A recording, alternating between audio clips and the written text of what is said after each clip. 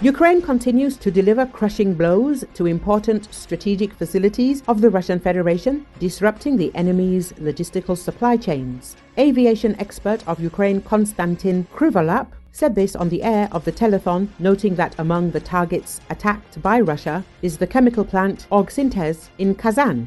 We have visited enterprises of this type many times throughout the European part of Russia. This is one of the enterprises that produces not only fuel, but also all the compounds that are necessary for fuels and lubricants, he emphasized. He further emphasized that this is happening in line with our strategy to disrupt the logistics of supplying the Russian army. If we talk about the European part of Russia, then we have basically visited all enterprises more than twice, except for the Moscow Oil Refinery, where there was one visit, the expert noted.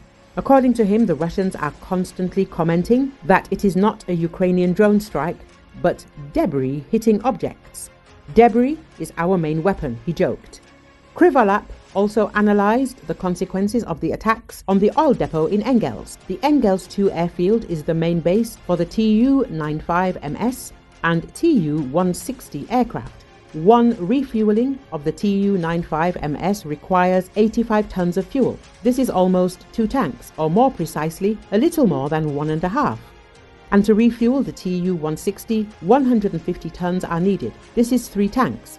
This oil depot has 48 barrels each, of which contains about 100 to 120,000 tons of fuel. During the first approach, 3 barrels were destroyed and 6 were damaged. It turns out that about 800,000 tons of fuel burned up. If we divide this by the number of flights of the Tu-95MS and Tu-160, it turns out that the burned fuel would be enough for about 3,300 sorties of this aircraft, Krivolap said.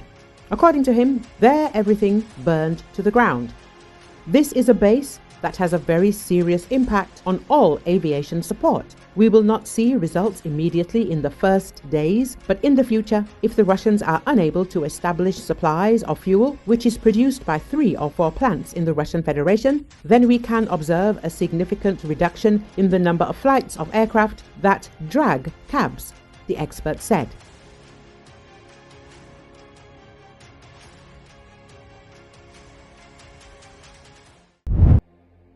Nine people in the Los Angeles area have been charged with looting, including a group that stole an Emmy Award from a house that had been evacuated, Los Angeles County District Attorney Nathan Hochman said.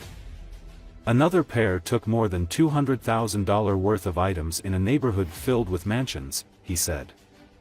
Los Angeles County District Attorney's Office released looting footage and arson arrest video on Tuesday. Additionally, 3 people were arrested on suspicion of arson after being seen setting small fires that were immediately extinguished, LA Police Chief Jim McDonnell said. One was using a barbecue lighter, another ignited brush and a third tried to light up a trash can, he said. All were far outside the disaster zones. Authorities have not determined a cause for any of the major fires. Price gouging has become an issue with hotels, short-term rentals and medical supplies. Scammers are also soliciting donations for bogus relief efforts, authorities said.